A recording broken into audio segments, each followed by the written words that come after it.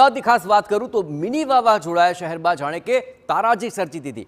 Fire વિભાગને વિવિધ વિસ્તારોમાંથી ઇમરજન્સી કોલ મળ્યા। જુદા જુદા સ્થળે આગના 3 બનાવ સામે આવ્યા છે, જેમાં 2 હોર્ડિંગ્સ ધરાશય થયા, 16 જેટલા વૃક્ષો પણ ધરાશય થયા છે અને 1 થાંભલો ધરાશય થવાની ઘટના સામે આવી છે।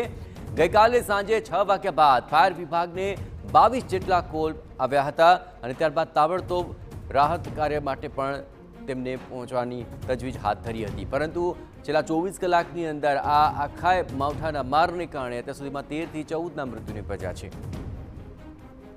હવામાન વિભાગની આગાહી મુજબ રાજ્યભરમાં જે વાતાવરણ છે તેમાં પલટો જોવા મળ્યો છે। ખાસ કરીને અમદાવાદ શહેરમાં ગઈકાલે સાંજથી જે વાતાવરણ પલટાયું છે તેમાં જે ભારે પવન અને તેના કારણે ધૂળભરી આંધી છે તે જોવા મળી હતી અને તેના જ કારણે અનેક જગ્યાએ જે જુદા જુદા બનાવો છે તે સામે આવ્યા બાદ અમદાવાદનો ફાયર વિભાગ છે તે સતત દોડતો રહ્યું છે। ગઈકાલ સાંજથી ઝાડ પડવાના અનેક બનાવો છે તે સામે આવ્યા છે, હોર્ડિંગ્સ પડવાના બનાવો સામે આવ્યા છે, આ ઉપરાંત આગ લાગવાના બનાવો સામે આવ્યા છે।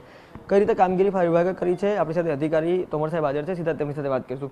સર, કાલ સાંજથી ખાસ વિશેષ વાત કરવામાં આવે, કયા પ્રકારે જે કોલ મળ્યા છે, શું શું વિગતો છે, કોઈ કેઝ્યુઅલ્ટીના સમાચાર છે કે કેમ?